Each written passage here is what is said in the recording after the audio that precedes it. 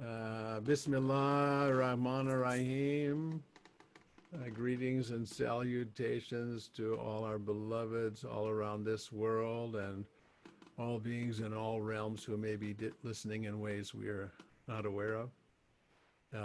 So happy to be with you and really looking forward to the content of our gathering today and to have a strong voice from our next gen family.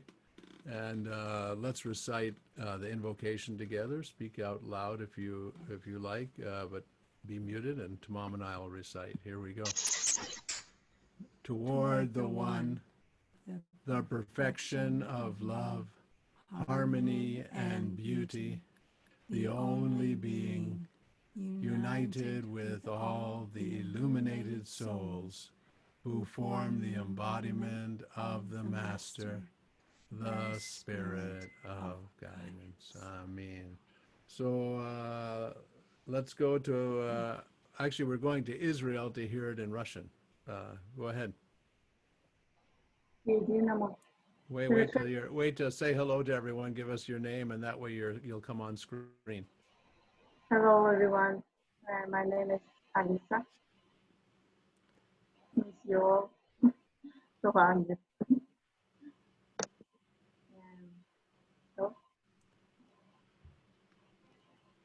Единому совершенству любви, гармонии и красоты, единосущному, единому со всеми просветленными душами, которые образуют воплощение Мастера по сегодня.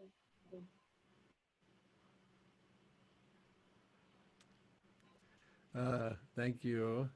Let's go to the center, the middle of winter in Chile with Roxana. Hello, everybody. Shabda Darvesha, all the beautiful master. Thank you for the guide. Hacia el uno, la perfección del amor, la armonía y la belleza. El ser único, unido a todas las almas iluminadas que forman el cuerpo del maestro, el espíritu guía.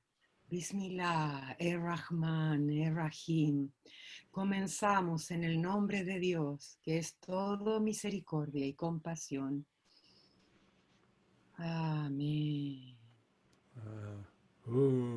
Thank you so much. Auf Deutsch, in German. Manuela Nuria aus Hamburg, Germany.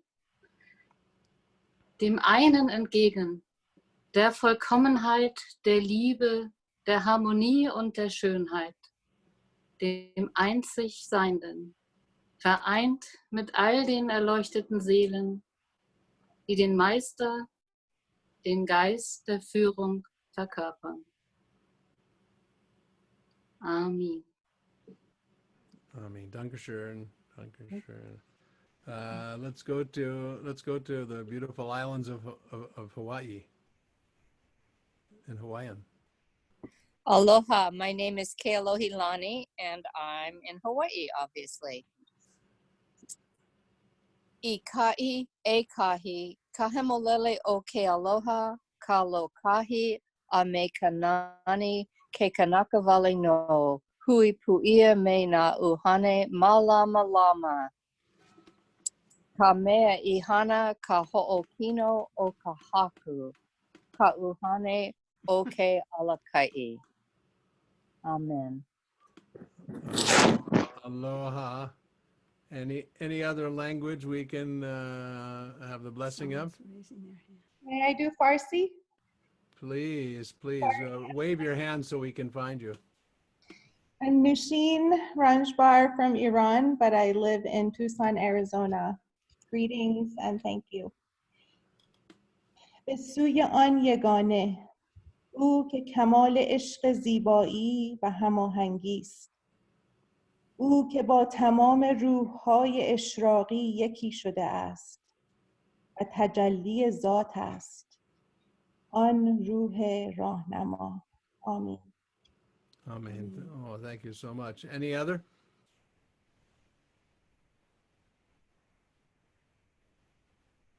Very good. I see our wonderful composer Maitreya is on the call, so with his permission, Tamam and I will sing one of his zikrs with you and ask you to sing with us.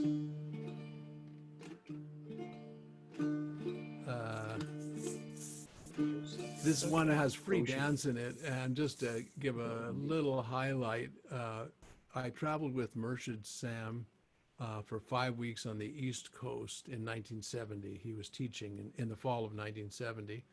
And we went to Boston, Cambridge, where Abraham and Halima are. And I believe it was the first night we were there, we were invited to an event called Dance Free, which was what we would call a rave today, or a DJ and music going on. And so Murshid led us in the Dances for Universal Peace before we all danced free that night. So I felt like this dance of Maitreya's and is the next incarnation of that. So. Ishkala Mabulela Allah Allah Ishkala Mabulela Allah Ishkala Mabulela Allah Allah Ishkala Mabulela Allah Allah La ilaha illallah Allah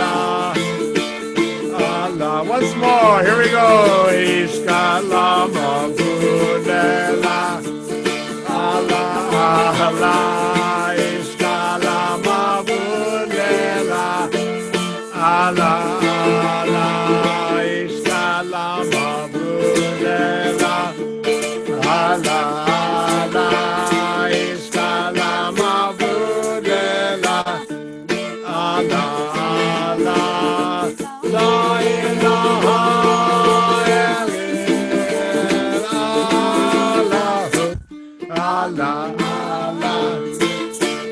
Allah Allah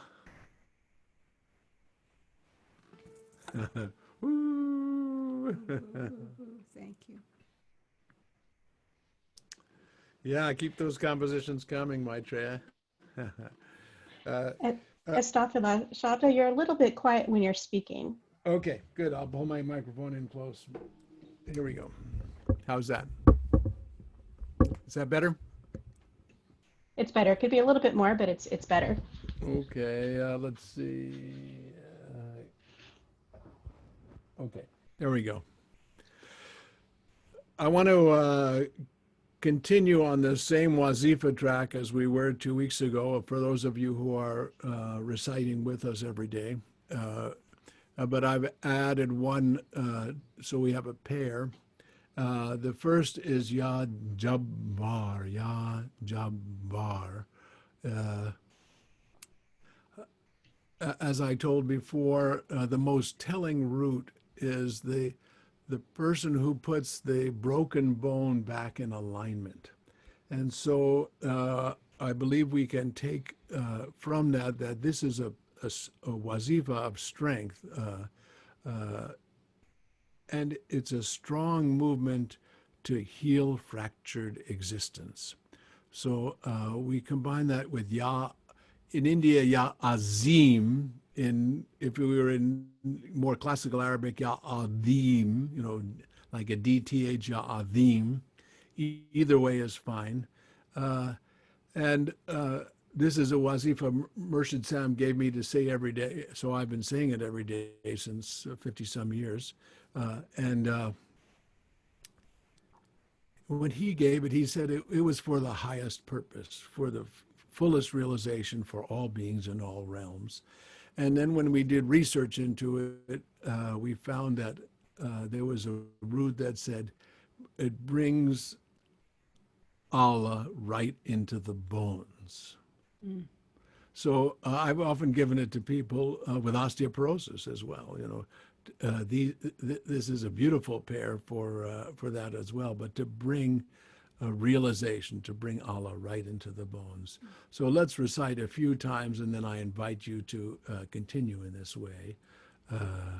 Ya Jabbar, Ya Adim, Ya Jabbar, Ya Adim, Ya Jabbar, Ya Adim, Ya Jabbar, Ya Adim, Ya Jabbar, Ya Adim, Ya Jabbar, Ya Adim, Ya Jabbar, Ya Adim, Ya Jabbar, Ya Adim, Ya Jabbar, Ya Adim, Ya Jabbar, Ya Adim, Ya Jabbar, Ya Adim.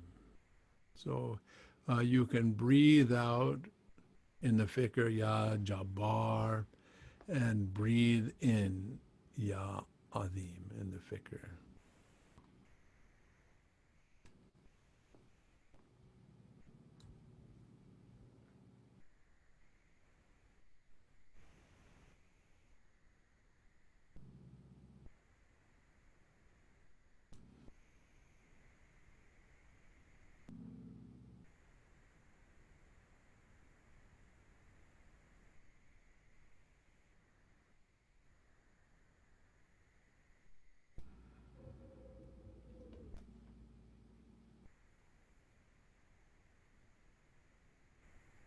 Amen. So just a few more things before I hand this over to our next gen family. First of all, a pandemic fund is still there for your support. We're sending out money as we get requests. We just sent some money to someone in India. So it's really for our worldwide family, but also for our American family as well.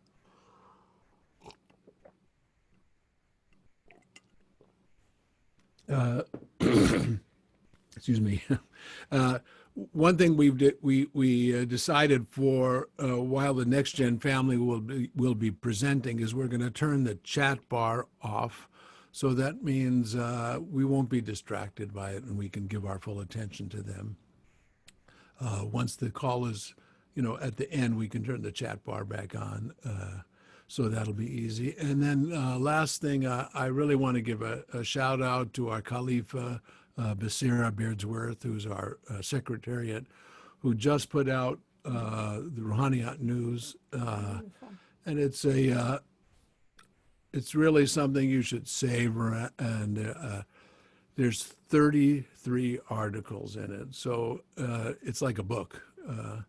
And hard to, there's a lot of beautiful content, not only from our next gen family, but from people around the world in different circumstances, really trying to speak to the moment. And thank you so much, Basira, for putting that out in such a beautiful way for us. And I invite you all to dig into it slowly and digest it and look for the wisdom in it. And so now I'm very proud and very happy and very grateful to turn this over to Bryn, who I think will be our master of ceremonies for this section of our gathering. Thank you, Shabda, and Tamam. So hi, welcome everyone. I'm Bryn. I'm here in Portland, Oregon.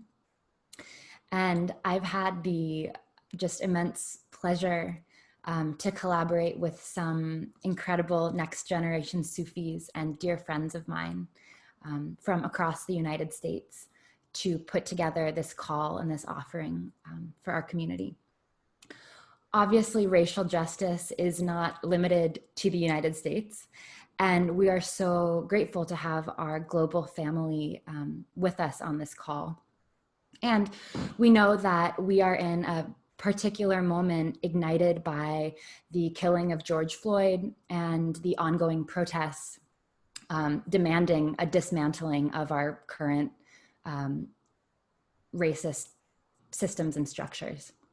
So this group sharing with you today came together very organically to organize in response to the moment we find ourselves in. We want to be super clear that we are not experts. We are not here to lecture you on racial justice. Rather, we are inspired to be here so we can learn together. And we're grateful and honored to have the time to spark this conversation with our community. We want to honor and deeply bow that we are stepping into a stream of folks in our community who are dedicated to racial justice and to centering justice within our beloved Rahaniot community. Many of these community members are here on the call today, are our inspirations and advisors. So we thank you so much for your wisdom and dedication and service. We have a short time together. This is not the beginning or the end of the journey of anti-racism for any of us. Just a few things to keep in mind as we step into the sharings. As Shabda mentioned, we've decided to keep the chat off to encourage everyone to stay present with what's being shared. There's some really precious and vulnerable sharings. If a strong question or feeling or many strong questions and feelings come up, I want to encourage you to please just make a note of it. We've created a means for conversation around anything that gets sparked during this call or in the future. And we will share the info near the end of the call. So more conversations to be had, and we've created a means for those to take place. So I know deep in my heart that every person on this call is committed to love, harmony, and beauty, to freedom and happiness for all beings everywhere. It's why we keep showing up. It's why I'm here. And this work of racial justice is about creating a more welcoming community. And it's also so deeply personal. I feel that this is the opportunity of our lifetimes to unlearn conditioning that many of us are only starting to recognize. So this is absolutely about spiritual liberty. So thanks for being here. With that, I want to pass things along to the incredible Kira Gayatri in New York. Thank you, Bryn. Thank you, Bryn. Thank you, Shabda, for this platform. Hello, everyone. Good afternoon from New York City. It's wonderful to be with you all and an honor to be able to share in this extremely powerful moment of transformation that our world is experiencing, and as Bryn said, that we individually are experiencing too. To start us off, I'd like to begin by inviting you to join me in 3 collective breaths together, using the earth elemental breath, which is in through the nose and out through the nose. We're going to do this on counts of 4 in and 4 out, just silently. so we can attune together and ground into this space. So breathing in and out.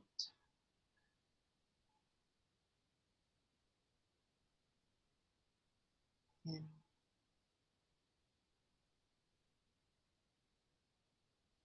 out.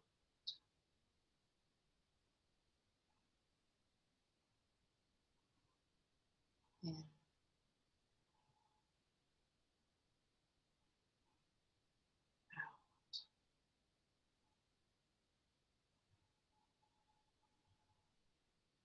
You can continue the earth breath, maintaining the 4 counts if you'd like, or allowing your natural rhythm to return. I invite you to add this to this breath, a check-in with your body, bringing, if you are able, your feet flat onto the ground. Notice the points of your feet or your body that are connecting with the chair you're sitting on, bed, couch, the floor. Feeling into those parts of your body connecting deeply with the earth. Imagine all the energy of your body connecting, deep roots reaching down from your body into the depths of our mother, the depths of the earth. We welcome you, Mother, into this space, and we thank you for holding us and allowing for all that arises to be held and acknowledged in this space with us today, across your beautiful entire planet. Thank you.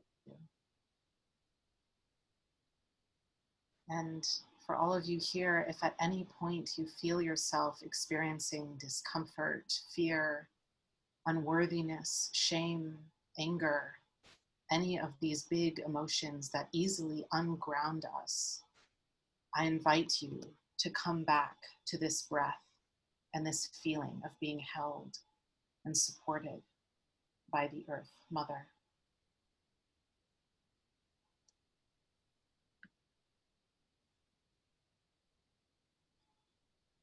This movement is about Black people and people of color and Indigenous people. Because of that, there are a couple of points that we wanted to mention for those of us on this call who are white, myself included, because many of us who are white, it's quite common that we aren't used to having conversations about race and racism, which is one reason that it can feel quite intense and heavy to talk about.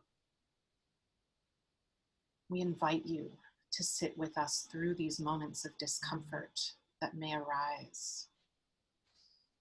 Some speakers will be using words like whiteness, white privilege, and white fragility. And we're going to screen share a graphic right now, which will pop up in a moment, that was created by a member of our community, Terry Satya from Lawrence, Kansas, who is a licensed therapist and created this graphic to detail what white fragility can look like and feel like. Thank you, Satya.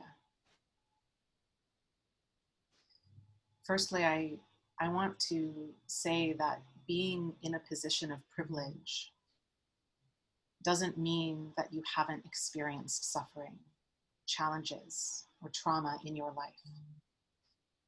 It just means that your skin color, your gender, your sexuality, etc., hasn't added to those hardships in your life.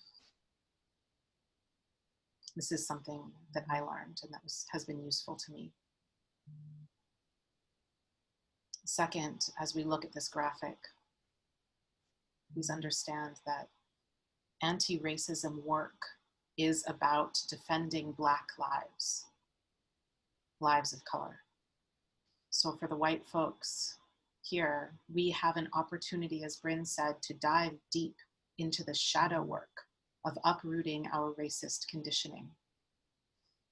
And to be clear, this is not the goal or the purpose of this moment. It's merely a byproduct of doing our part to protect and uplift Black lives. By looking at the darkest parts of our conditioning, absorbed from the world we live in and grew up in, as well as examining how we have benefited from the atrocities our ancestors perpetrated against Black, Indigenous, people of color, we can begin to recognize how we unconsciously perpetuate and continue to benefit from those atrocities today. As you can see on the screen, these are some feelings that might arise during this call, including shame, guilt, perhaps a tightening in the stomach or chest, a need to explain yourself. And again, we ask you simply to take note, as we do in meditation practices, of what arises. And as Bryn mentioned, feel free to actually take notes if you would like to as well. And perhaps then begin to ask yourself, why am I having this response? What is the root of this feeling?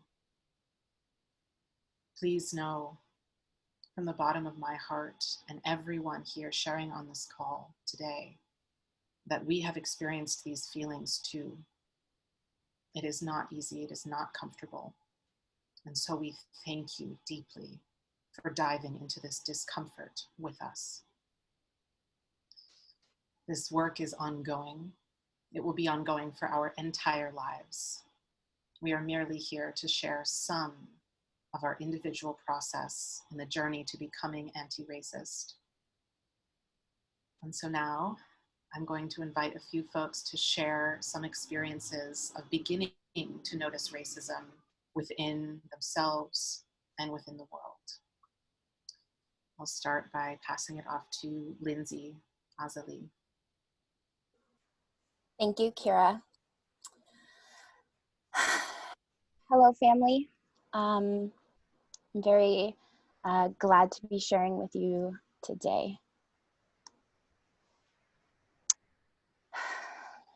I used to think being colorblind meant that I just saw everyone as human. But if I refuse to see a part of a fellow human's identity, then I cannot fully see or appreciate all parts of them. As an educator, this applies to my students as well. The problem starts with inadequate funds in public schools and our society continuously defunding this education system. To replace these mental health, social, emotional, academic budget cuts, disciplinary policies and the role of the police in our schools increases. Yes, police officers fully loaded walking through our schools, even around our tiniest humans.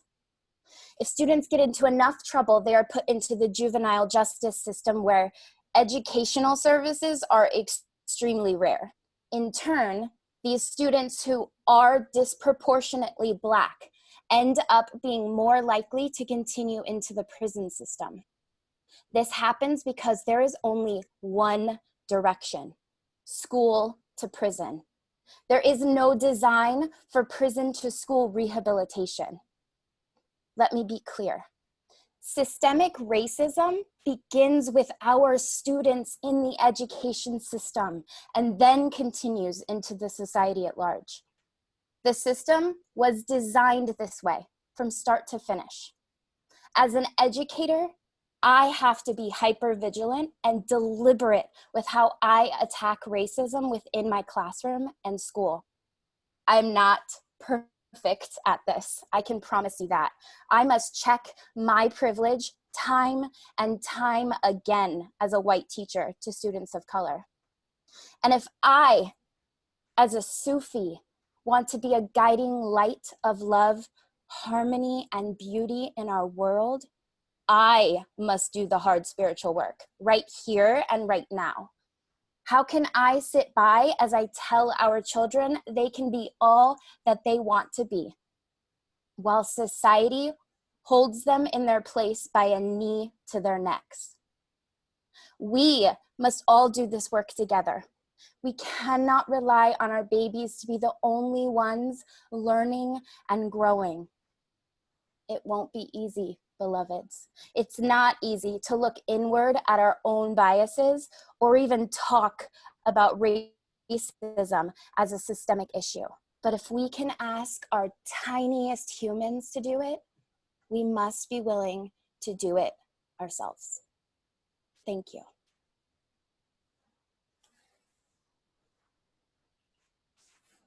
Thank you, Lindsay.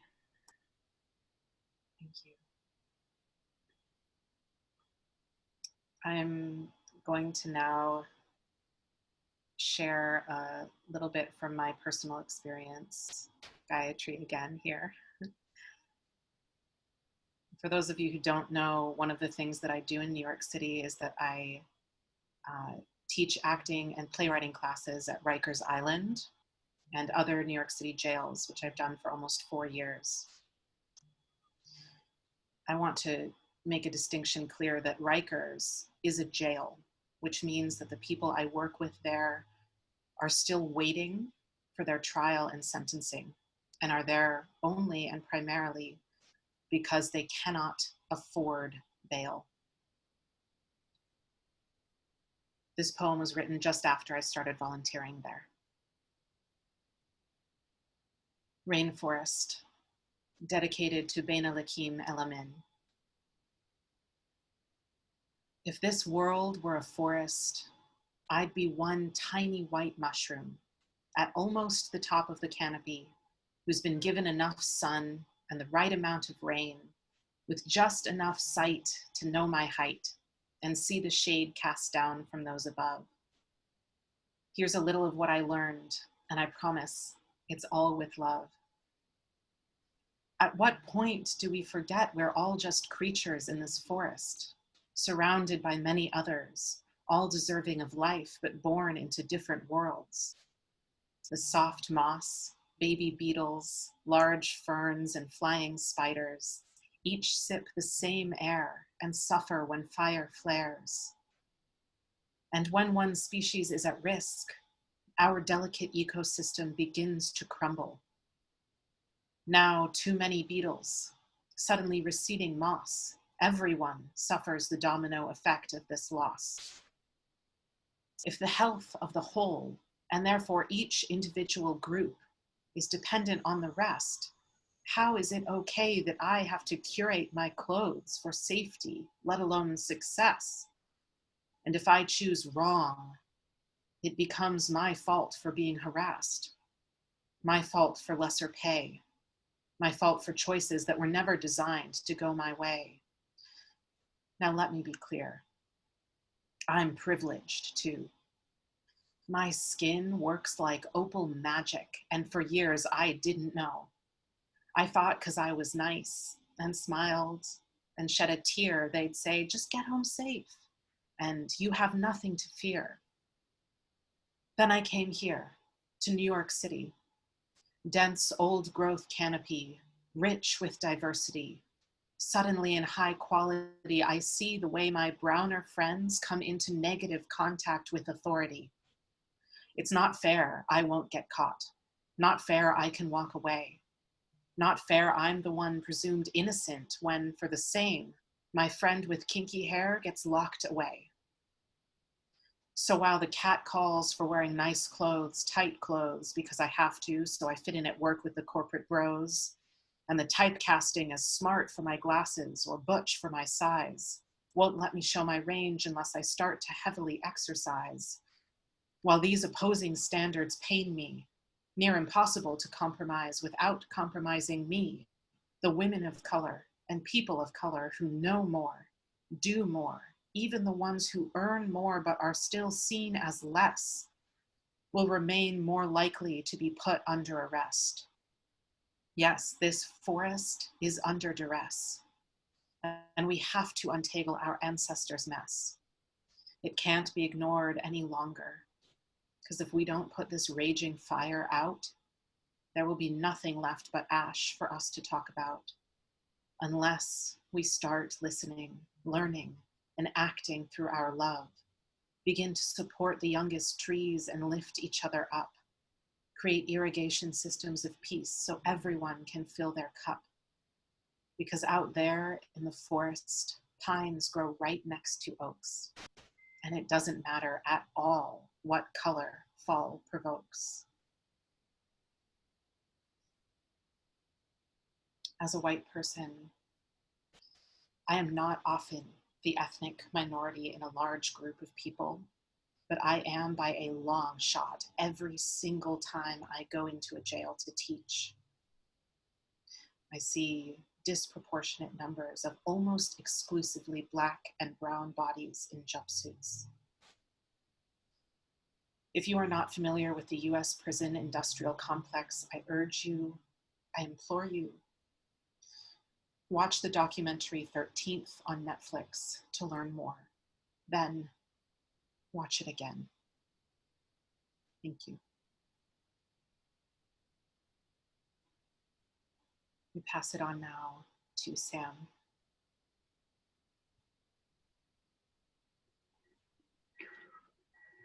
Thank you, Gayatri, Kira, for sharing that. I'd like to take a moment and take a really deep breath and ground after that powerful piece.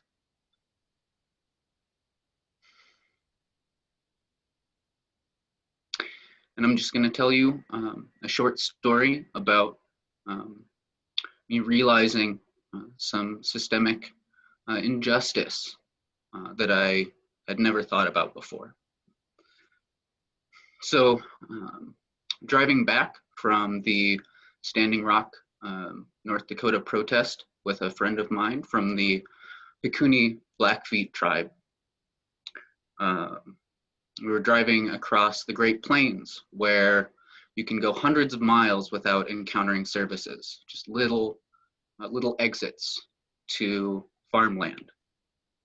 And I felt the strong urge to need to relieve myself.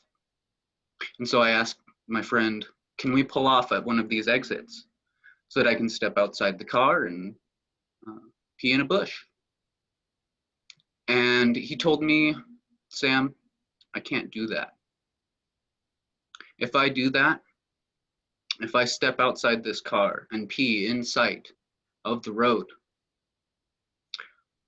the likelihood of a law enforcement agent, officer, coming to me and arresting me for public exposure has happened too many times to people I know for me to feel safe doing that.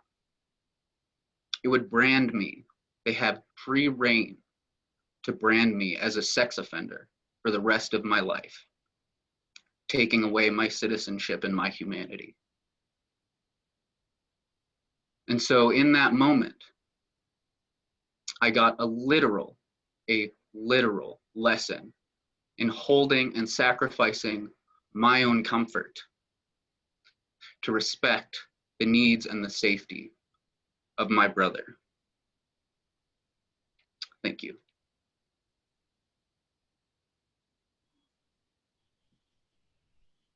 Thank you, Sam, for sharing.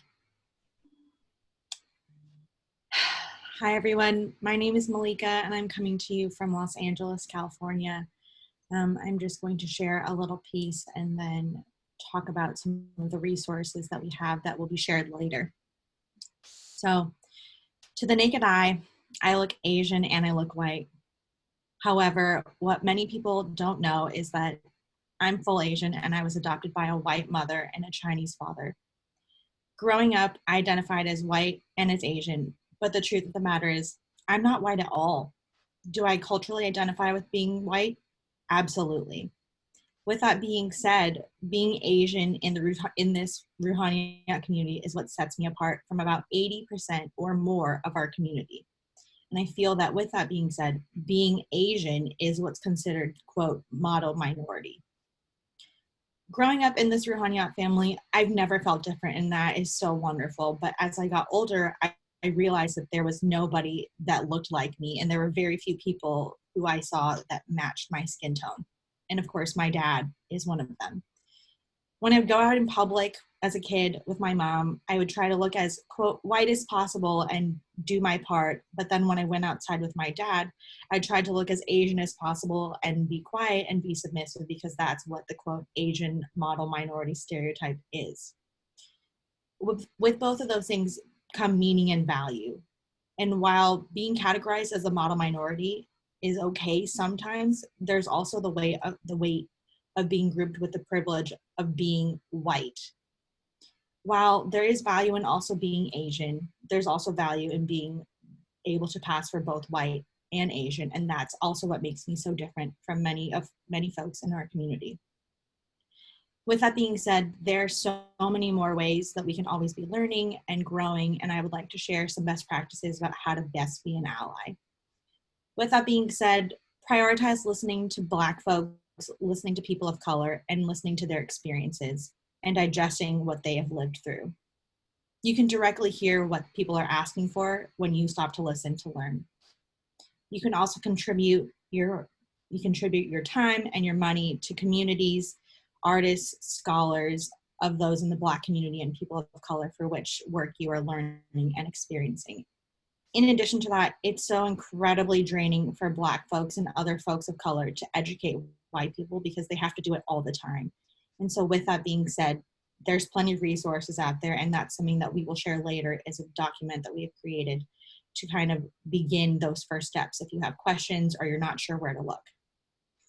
In addition to that, if white folks understand the importance of discussing, processing, and asking questions, that's fantastic, but please try to do it with other white folks and engage in these conversations with other white folks. As I mentioned before, we will be showing a resource list later in this conversation, and we will come back to it if there are any questions. Thank you. Thank you, Malika. Thank you to all the big sweeties who just shared. I think we can keep Earth Breath going as an undercurrent to this whole conversation. So if you're feeling some tightness, if you've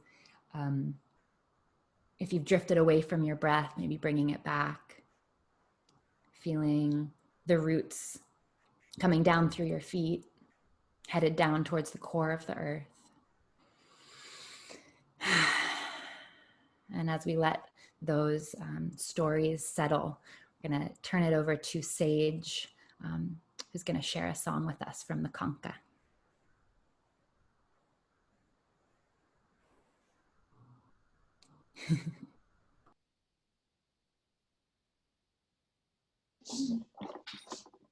Hi, everybody.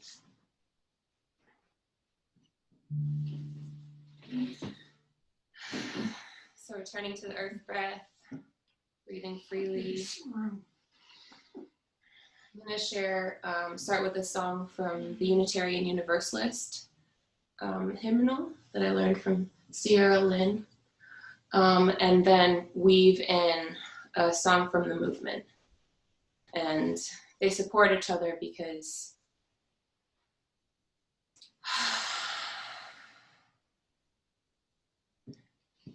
I just want us all to feel that support, and so that's why I want to share this with you all.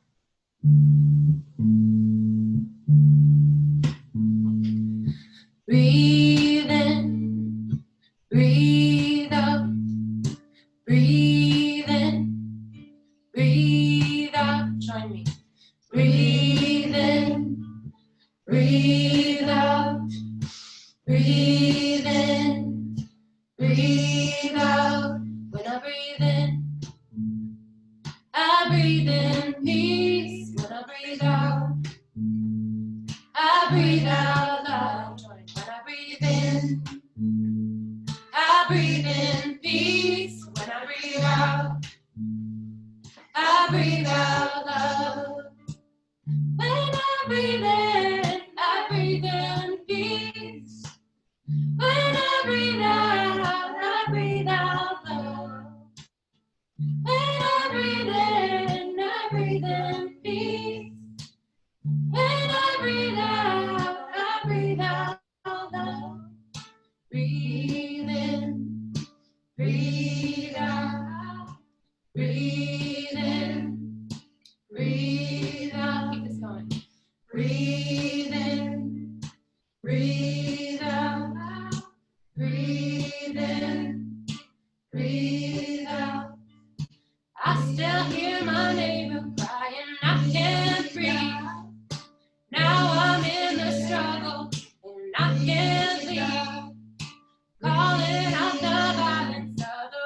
racist police.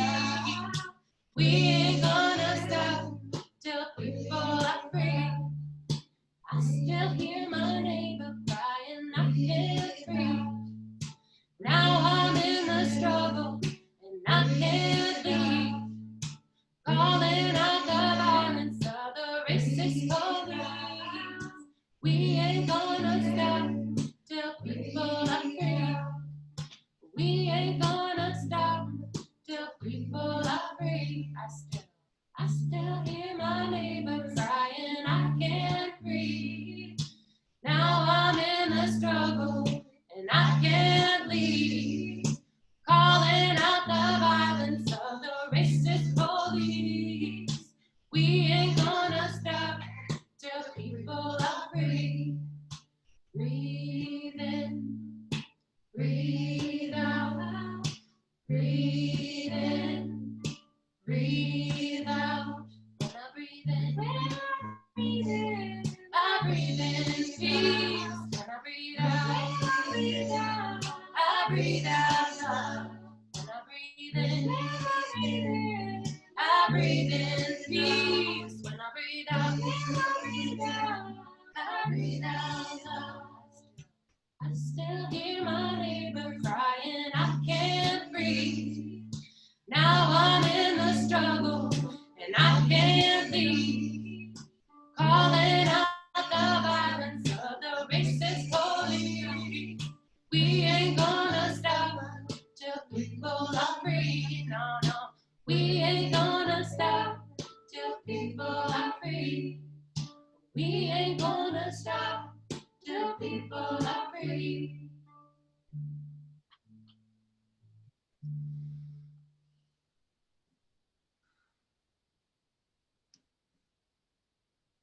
Dedicate this work to solidarity with all of humanity.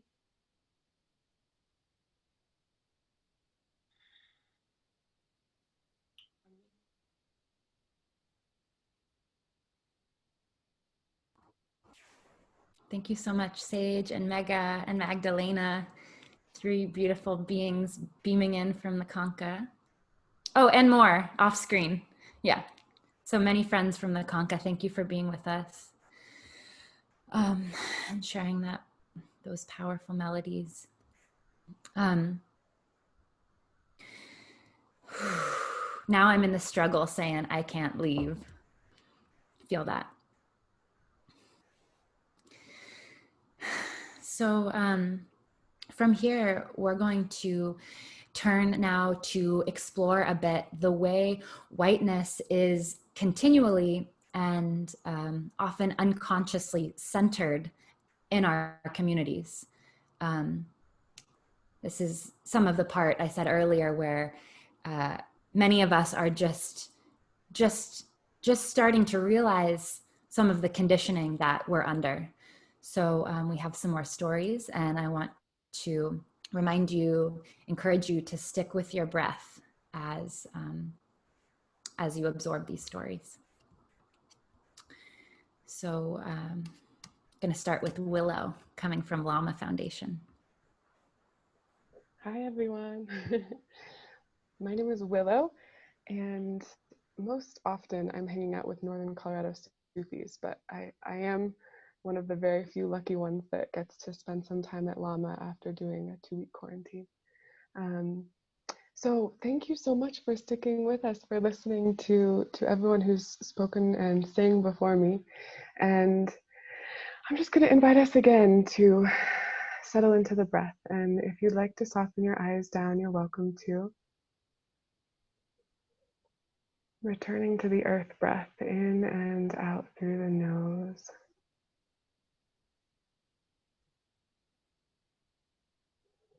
And feeling the weight of your body. Feeling the surface underneath your body, holding you up, supporting you. See if you can soften a little through the belly, through the shoulders, through the face.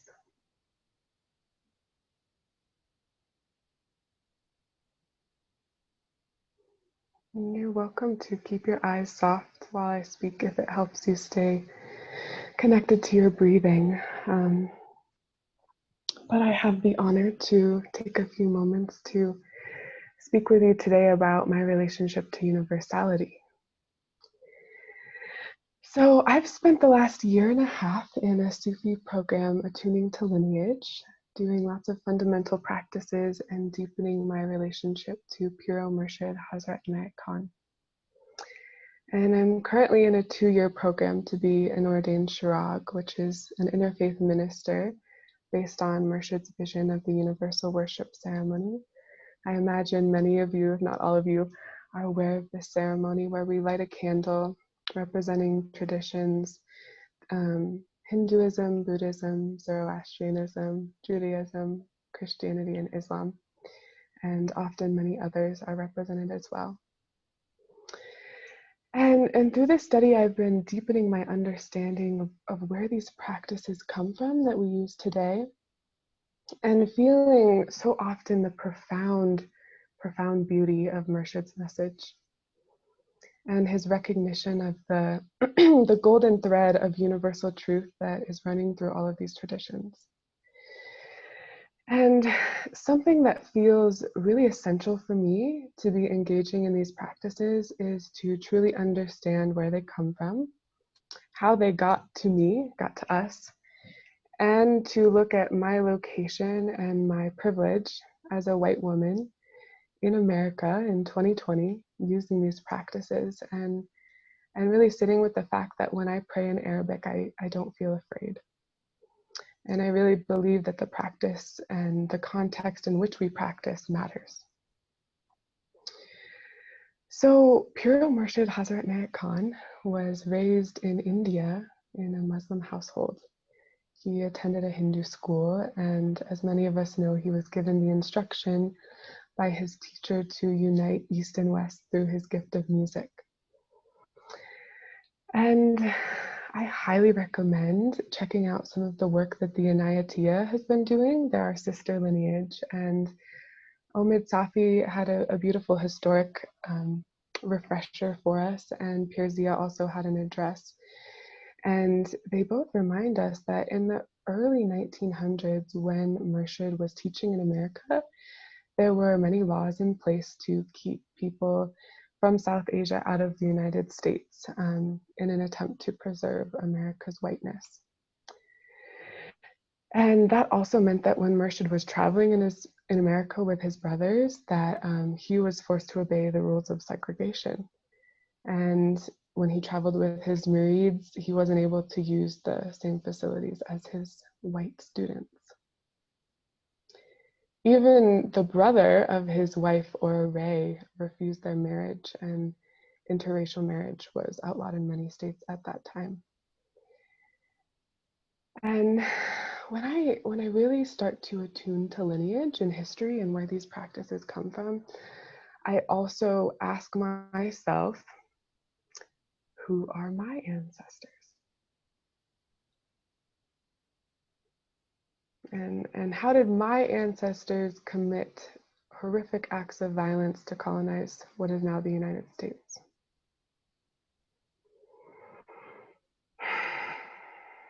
And what might my ancestors have sacrificed? What parts of their European ethnic identities did they give up in order to assimilate to whiteness in this country? And what void did that create? I feel that I was born with a certain sense of void. There was, and still is in certain ways, this lacking or longing in my heart for a deep connection to community and lineage that the message of Murshid spoke to. And I imagine it spoke to you too, because you're sitting here in the circle with me. And I continue to reckon with the fact that my ancestors stole a lot. And I remember to ask myself how I might unknowingly repeat those patterns. I feel indebted to Inayat Khan, truly, the beauty that this man has offered me is beyond any words that I could speak to you today or ever. And again, I find myself asking, how might I balance that scale? How might I offer to provide some kind of reciprocation or balance? And how can I show up more fully to recognize my location, where these practices have come from, how they got to me, and how can I show up for justice in the world? And I really believe this is not at all divorced from the current social climate right now. I also just want to say that the practices have healed me, and they have gotten me to a place where I am willing and able to directly look at and uproot the conditioning of my own internalized racism and the bias that is often so invisible to me. And now I'm willing and I'm able to show up and be courageous and show up for the really difficult work of educating myself about the context that I'm in, my history, and the history that brought us to this moment here and now.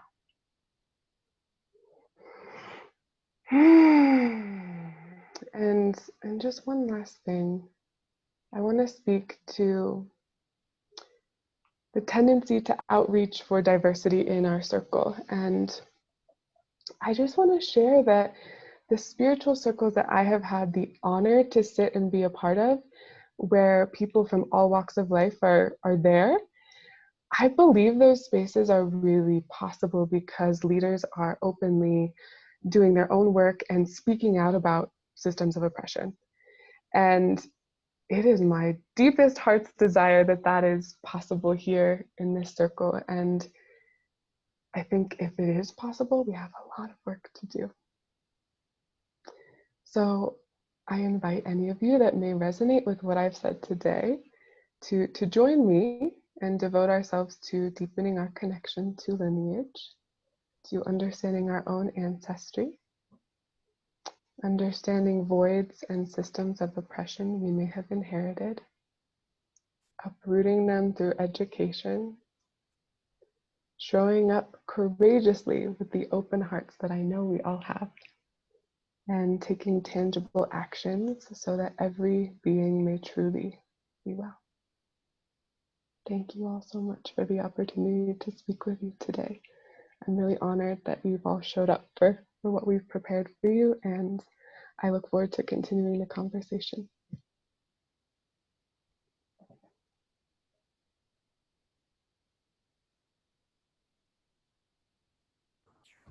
Thank you, Willow. Next up, we have Allison.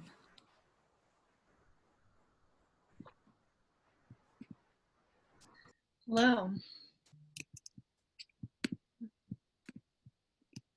My name is Allison and I live in San Francisco.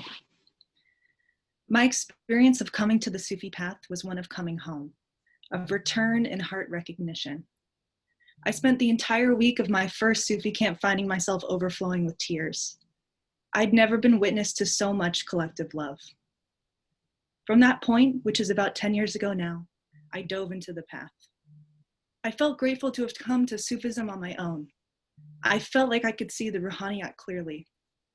What I saw at the time was my vision of a beloved community. People loving, witnessing each other in radical intergenerational ways. Honoring each other's inherent divinity and sacredness. Remembering God through one another. I remember thinking at the time, how could anyone come here and not feel this? This quieter voice in my head saying, if someone were to be uncomfortable in this space, it's because they aren't ready to feel this much love. Today, I hold both the realities of the immense love and compassion present in our community, with the reality that not feeling welcome or able to show up fully in the Ruhaniyat is not simply a matter of the heart being closed off. Put simply, if the Ruhaniyat does not take an active role in addressing the ways we reinforce and uphold whiteness as an organization, the smaller the beloved community will be. We practice being in the world, but not of the world. We are here to experience life and God in these human forms. With this, we cannot separate ourselves from the structures of power we exist within. And too often, we run straight to unity of the spirit, past the oppressions and realities of the body. In being unwilling to really hear as a community how the ways in which we bypass oppression causes harm to Black and Indigenous people of color, it is us who close our hearts to love. This wide gulf, this disconnect between the reality of racial oppression in the world and our ability as a predominantly white spiritual community to insulate from that has not been reconciled. In attempting to have conversations about oppression with many members of the Ruhaniyat, I've often been met with unwillingness. Quick deflections about oneness, assertions that talking about racism is a function of the mind, not the heart, insinuating that it isn't spiritual to interrogate whiteness and how it shows up in our communities. But what is more spiritual than waking up? Really feeling into what we mean when we say, may all beings be well. Our commitment to liberation cannot be conditional or partial. And after many of these stunted conversations in the Ruhaniyat, I felt defeated and shut down. I remember thinking, if I'm feeling this way as a white person, how could Black and Indigenous people of color really be held here? In the last few years, I've taken a step back from the Ruhaniyat, seeking spaces where these conversations could be held and expanded on. One of these spaces has been within this smaller Sufi youth community, where we affirm the weaving of spiritual and anti-oppressive liberation as sacred work that both precedes and continues beyond all of our lifetimes. May we recommit each day to this sacred work, this struggle for collective freedom, to learning and unlearning with the knowledge that true liberation requires nothing less. Thank you.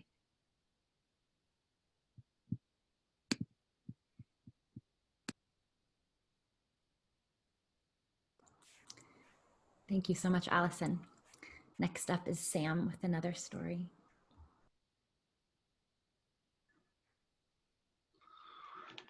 Hello, beloveds. Happy to be here speaking to you again. I'm going to take a grounding breath. Memories of this story make me tremble. I will tremble when I speak it. I may stumble when I speak it. Second that. But here we go. Sam, Bozeman, Montana. A few years ago, I was part of a group in Portland working to build a home, a Northwest Sufi community.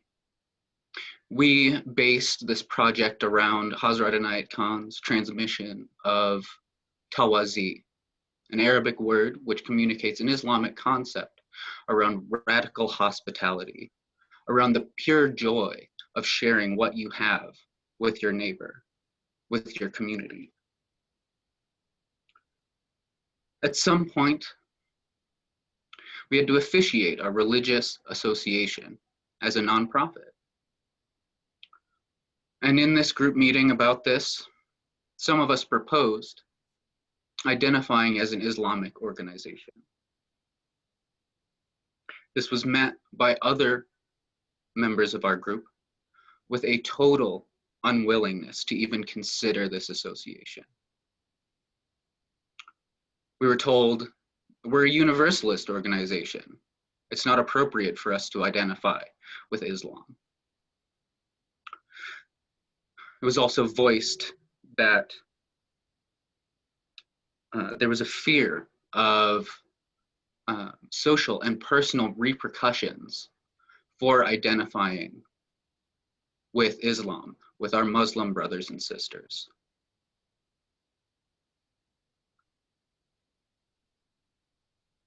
September 11th was directly referenced in this meeting as a reason for not owning this lineage.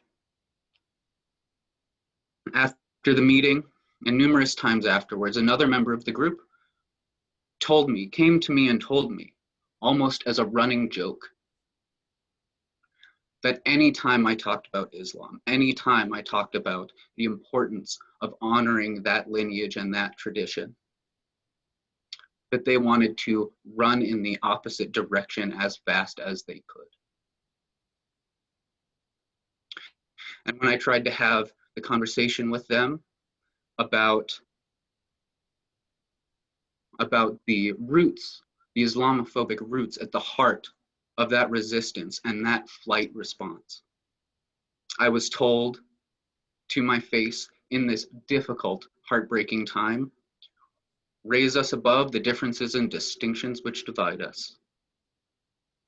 Not as a way to uphold or uplift the conversation, but as a way to shut it down. And in this moment, with this revelation that we are drawing from Arabic and Islamic teachings, but are unwilling, are privileged enough to deny that lineage in the same breath, was an irreconcilable conflict for me. There was a breaking point, and I had to step away from the community. I could not reconcile this in this moment. And I'm here with you today. As our other cohorts have said, this next generation, we are having these conversations. And by us having this platform today, you're telling us that you are ready to have this conversation as well. And that there is a possibility that we can own all of the lineages and stand with our Muslim and all faith and racial brothers and sisters in this work. Thank you.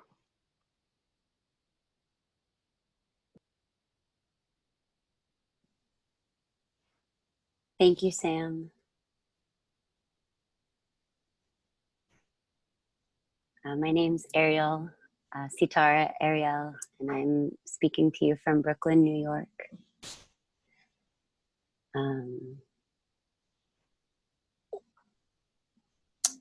In summation, I think it's important to note that, this is a request of urgent necessity. And like Allison said, in order for the future and the continuation of our lineage to flourish, we must address the upholding of whiteness present within our community and dedicate our hearts to this work of understanding and dismantling systemic oppression, first within ourselves, within our lives and communities, and within the rest of the world.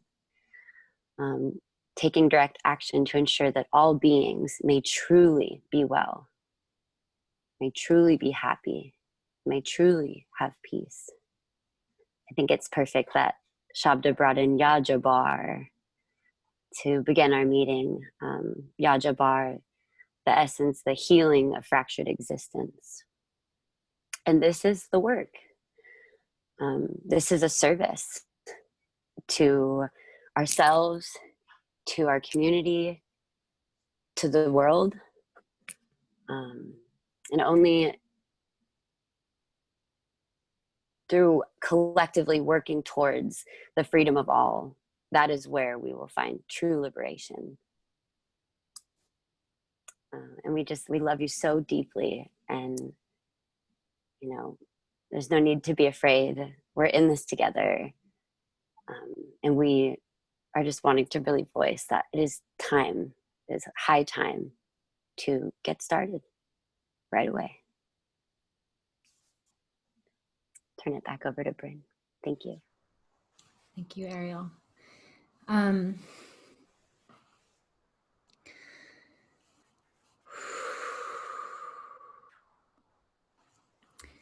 so glad we're together. I think that we'll just take a moment or two to bring in some Yahai and Yahak, integrate some of these stories. And I'm seeing some stretching and some shifting, and I'm feeling it too. So if you're able and interested in standing up,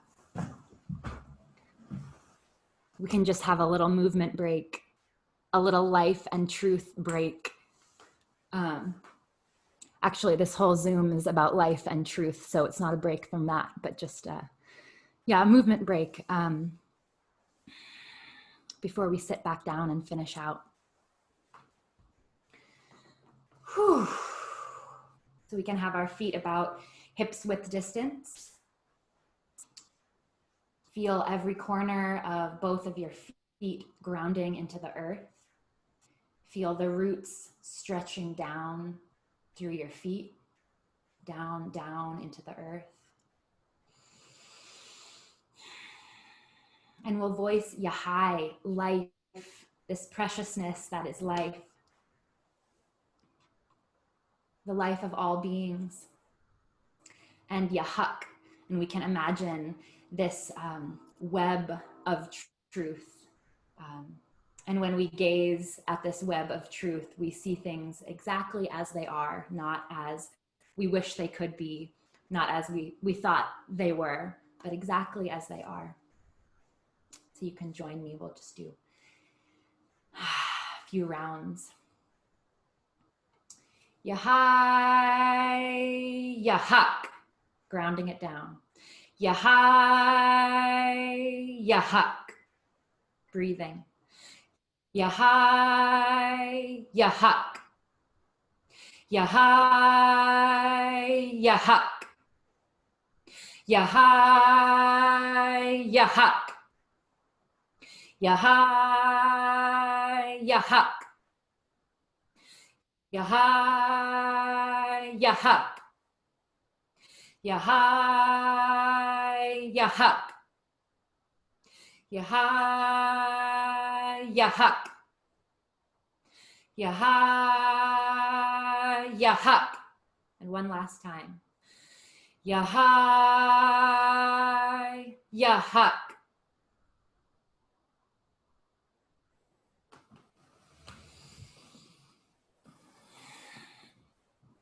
So continuing to breathe. We'll settle back in, and the last few pieces, shares we have are about action. So we've been speaking to some formative experiences of encountering racism in ourselves, in the world, even in our community. And the next few beloveds are going to speak to what now, and how can we move forward best from our hearts. So I think Zia is first. Am I right? Yes. Yes. Yeah, coming from Portland, Oregon.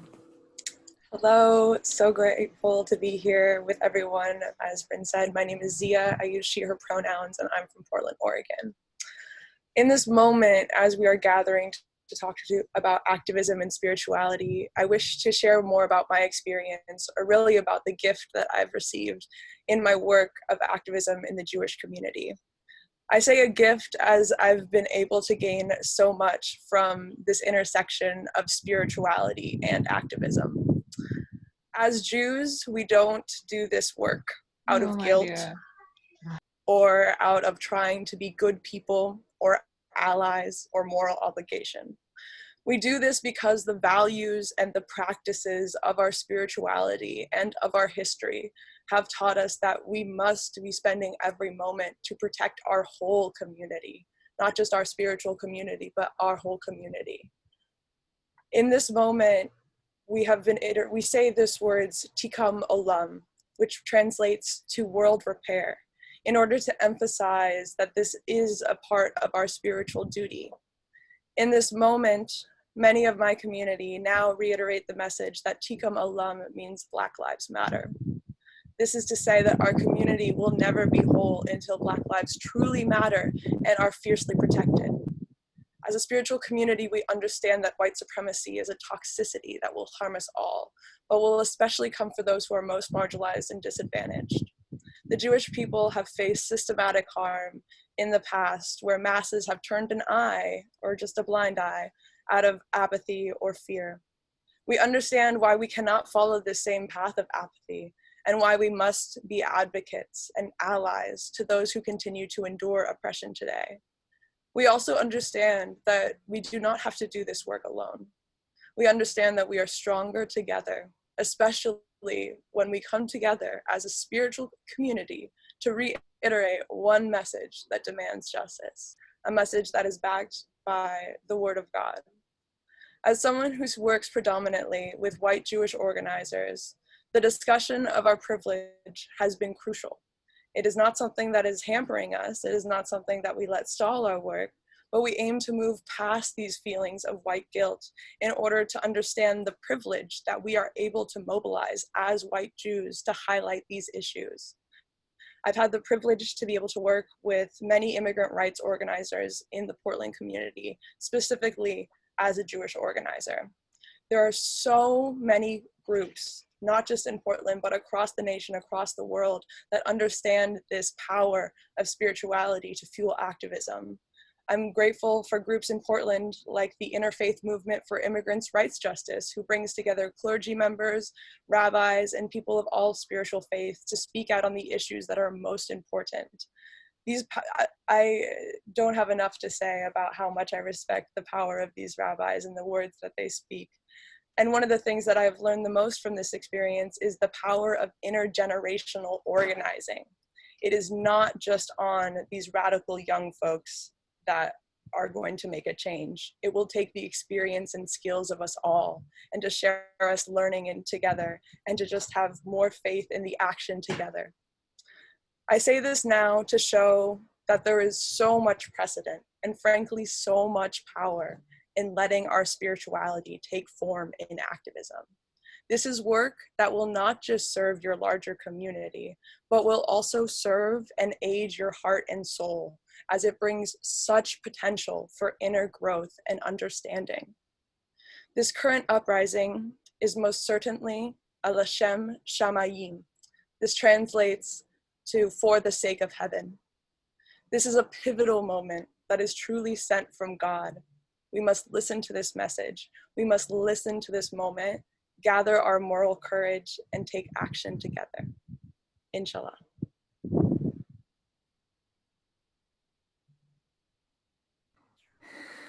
Inshallah. Thank you, Zia. Next we have Fel. Hello, everybody. My name is Fel, and my pronouns are she, her, and I'm in the San Francisco Bay Area. I just want to talk to you a little bit about some lessons that I've learned as a white person trying to do anti-racist organizing, and how I can tell whether the impacts of my actions are actually lining up with the intention of being anti-racist. I truly believe that taking concrete action is critical in this time, as people are fighting for structural changes and literally fighting for their lives. Although our prayers are incredibly powerful, the experience of living in a society built upon racism is the embodied day-to-day reality of Black people, Indigenous people, and people of color. On our Sufi path, we know that we must still chop wood and carry water. In addition to the compassion and love for those suffering that we hold in our hearts and prayers, we must take embodied, tangible action in this world to fight these injustices that are at the root of suffering. So, how can white folks take action?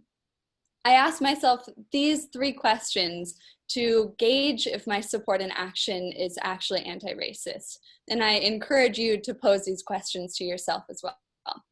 First, does it directly benefit the people that I am trying to be in solidarity with? In this moment, it's critical that we are centering our actions around the needs and experiences of Black people. Second, does it uplift the systems that are negatively impacting Black people? How can we instead get behind the solutions and dreams that Black activists are trying to work with? And third, and this is truly the biggest guiding factor that will lead you into truth even if other things feel murky, is this something that Black folks are specifically asking white people to do? If we continue to follow the leadership of Black people in this moment, we will be able to ensure that our actions are having the impacts that we desire. Thank you all so much for being here with us. I am feeling nourished just that this conversation is being held in this space, and so incredibly excited for what the future will look like for the Ruhaniyat. Thank you.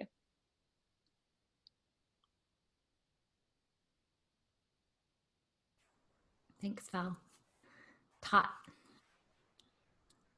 Hi, everyone. My name's Tatiana, and I use she, they pronouns, and I'm in Portland, Oregon right now. And I'm kind of shaking from hearing everybody because it's just really beautiful and touching. And all I am here to say is that we made a document, which I realize there's a lot of documents in this wonderful internet world, but we made another one, and it has resources that we chose. And it's by no means all the resources out there, but it's a place to start. And I think my intention with this little creation is just for us to all hold anti-racist work as a daily practice, the way that we hold our Sufi practices as daily practices, and our meditation and our daily sitting and all of the things that we do to ground ourselves. This is kind of a call of like, let's include this as part of that. I mean, there's so much in here and beyond to kind of spark spiritual understanding and that feeling that we get through practice, just through reading and through learning and through finding other people in our community who are doing the same anti-racist work. So the beginning of the document has some actions that you can take to redistribute some of the resources you may have to people who are needing more resources. And the next part of the document is educational, so some opportunities to reflect and learn about different subjects. And then the last part of the document is everything that I could find that our Sufi community specifically is doing to come together around this subject. And all of this is open to more feedback, so I would love to hear if you have more to add to this and you know of more things. And the very last thing I'll say is that since we are all so willing and able and want to engage with you, we've created an email address called radicalsobet@rahaniyat.org. And we will be kind of sharing the post as the next generation, checking it and engaging. And we implore and would love to hear anything that you want to send to us, and any questions or feelings or ideas, or we just want to collaborate with you, and we want to have intergenerational dialogue. And this is a place to start. And obviously we also want to do this in person and over the phone, but this is just a place for those conversations to hopefully get started. So please reach out to us. We're here for you. We're really here for you in this. And we know that you're here for us, and that's what makes us feel safe and supported in reaching out like this. So thank you all for being here. I really appreciate it. And I love you all so much. You're my family.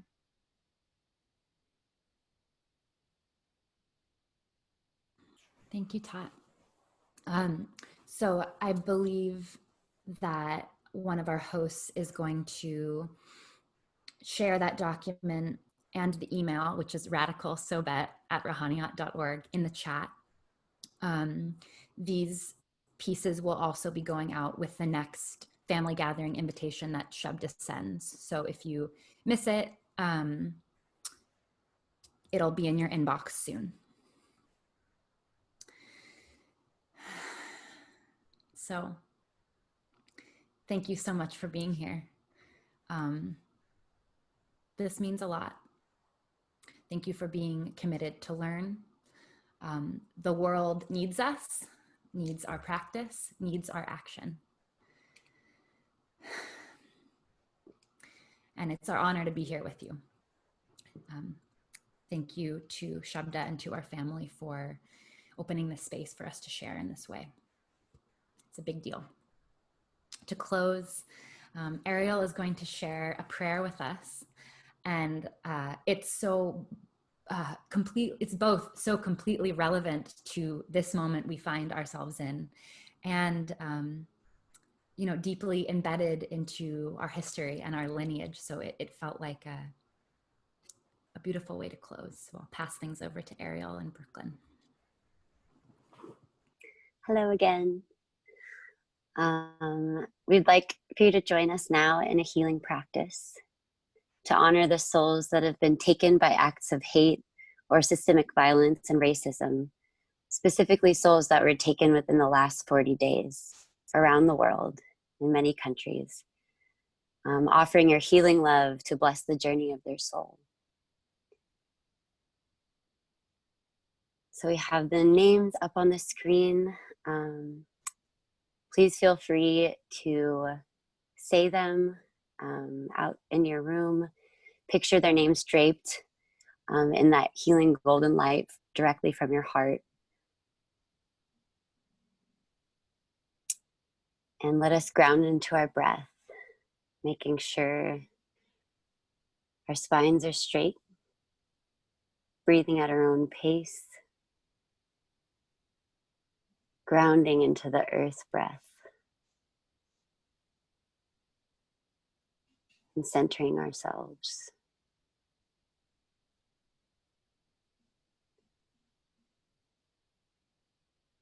And transitioning into the water breath, emptying ourselves to make room for the golden healing light to fill up our whole beings. Transitioning to the fire breath,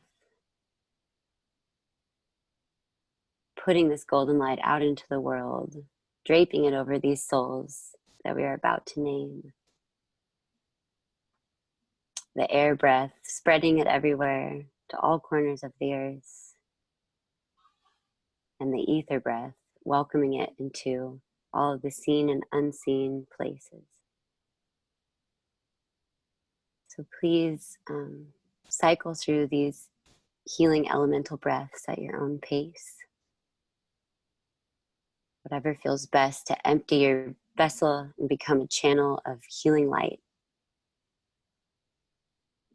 And let us begin with Hazrat Inayat Khan's Prayer for the Dead, as given by Murshida Veracorda. O Thou, the cause and effect of the whole universe, the source from which we have come and the goal towards which all are bound, receive these souls. Ahmad Mustafa Erekat,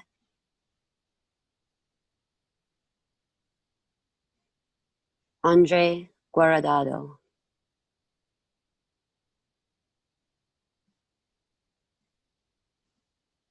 Anthony Angel Armenta,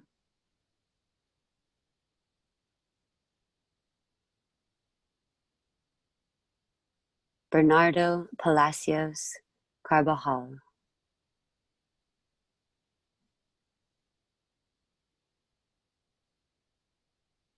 Brandon Gardner,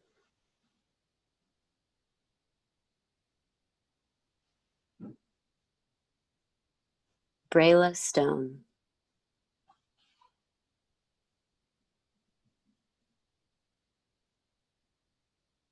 Kane Van Pelt,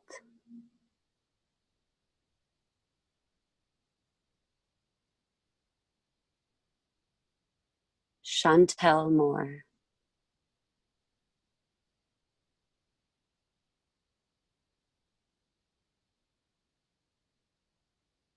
Chris Beatty,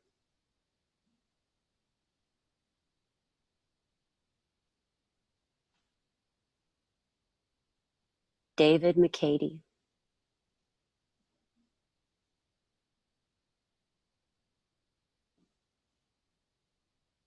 Dave Patrick Underwood,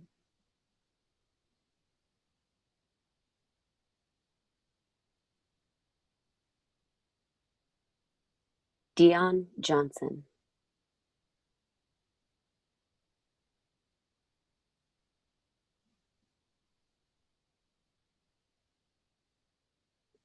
Dominique Alexander,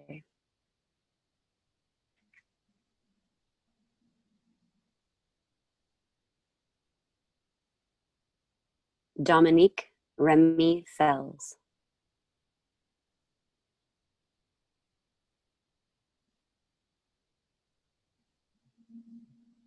Eric Salgado,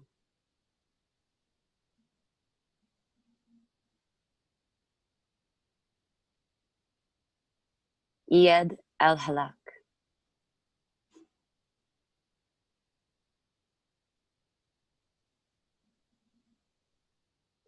Fadi Adnan Samara.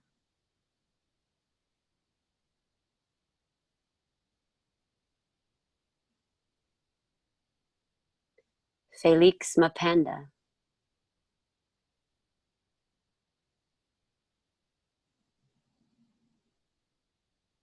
George Floyd.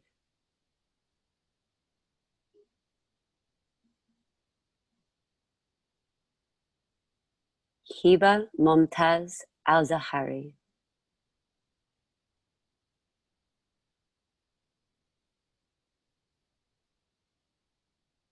Hector Hernandez.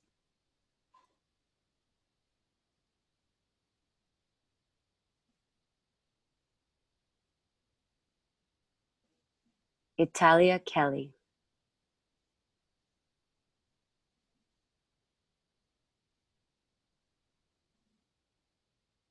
Jason Jesse Gallegos.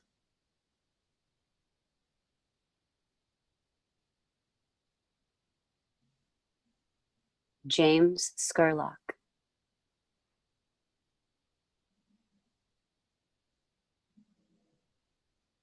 James Farr.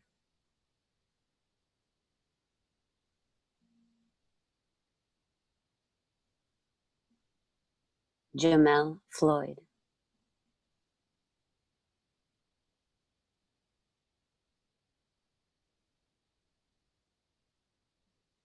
Joe Luis Castellanos.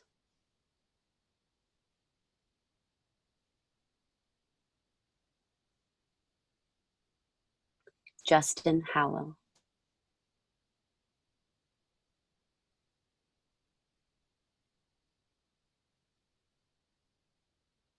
Kamal Flowers.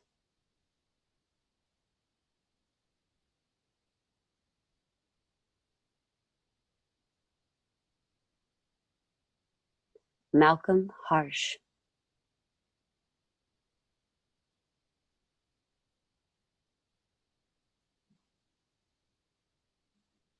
Marcus James Uribe.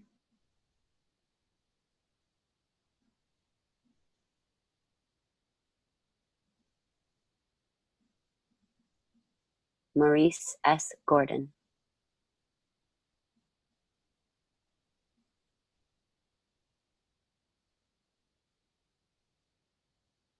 Mamadou Lamine Cissé.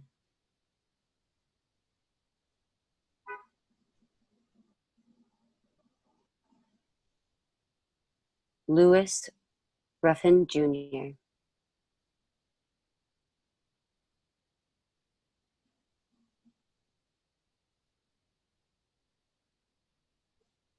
Mason James Lira.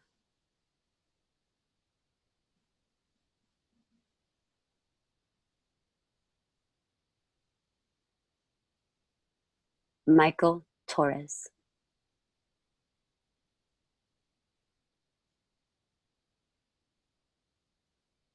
Modesto Reese.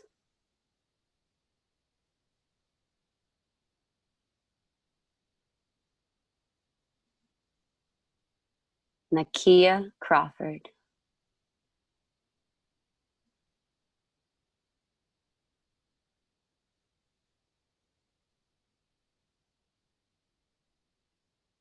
Oluwatoyin Salu.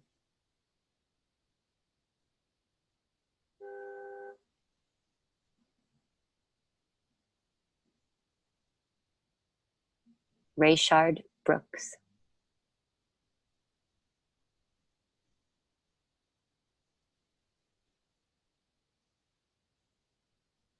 Regis Korchinski Kakwe.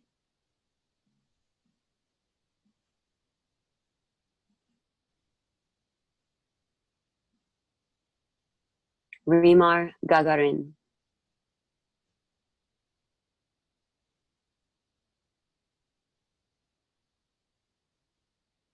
Raya Milton.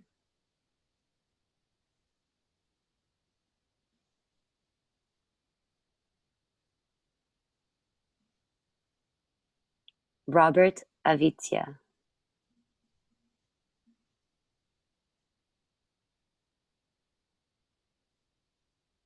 Robert Fuller,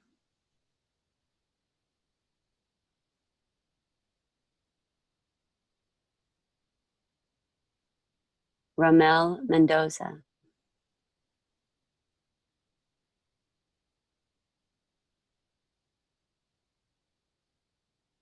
Sean Monterosa,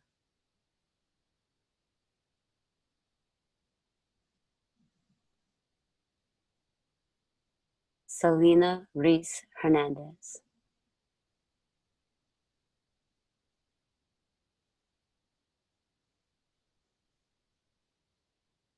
Tehran Jamal Boone,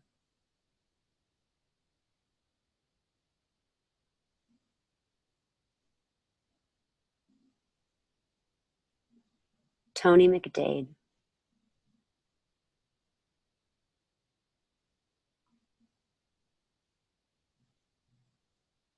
Chigo Fatso Piul,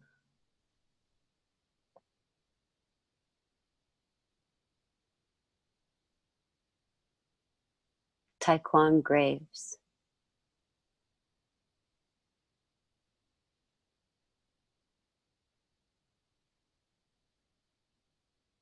Wilbon Cleveland Woodard,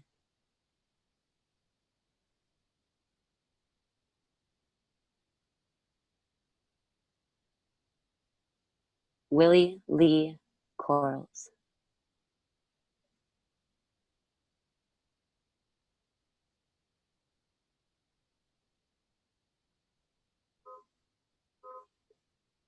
receive these souls, which now are enfolded in thy parental arms.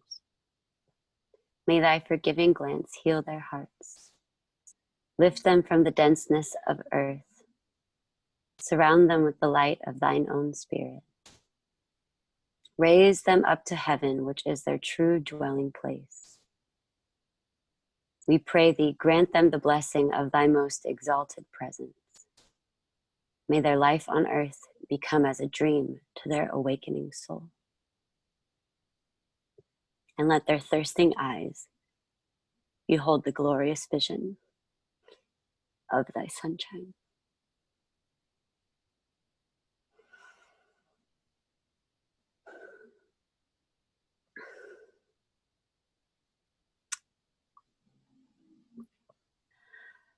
Amen. And for all of the known and unknown names of beings whose lives were taken by the systemic violence and racism throughout the history of humanity. For all of the ancestors behind them and in front of them, and for all of the loved ones who have mourned their loss.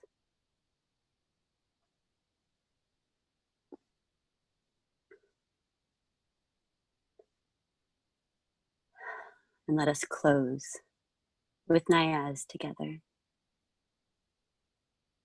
Feel free to join me. Beloved Lord, Almighty God, through the rays of the sun, through the waves of the air, through the all-pervading life in space, purify and revivify us. And we pray, heal our bodies, hearts, and souls.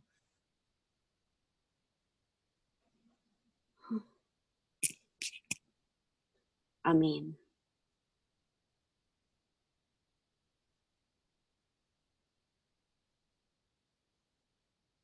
Thank you.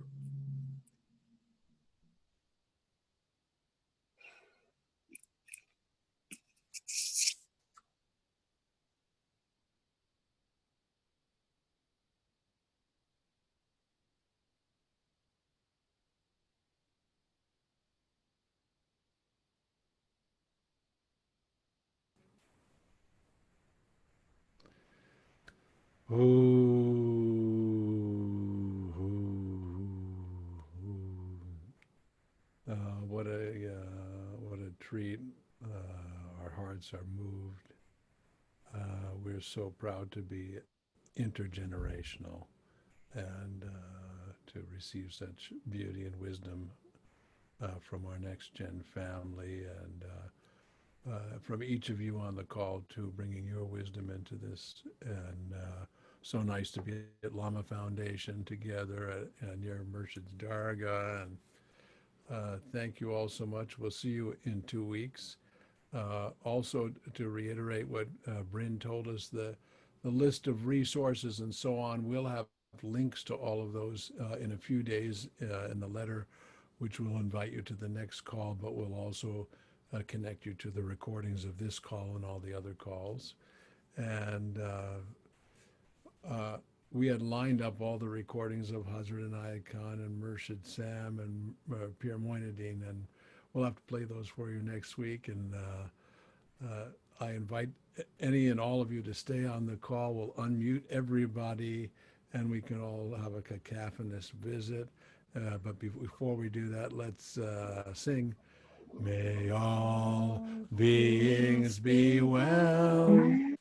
May all beings be happy.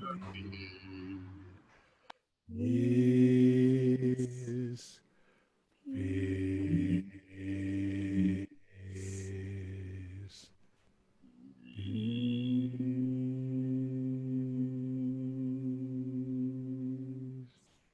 Okay, let's enjoy each other's company. Thank you so much. Thank you. Thank you.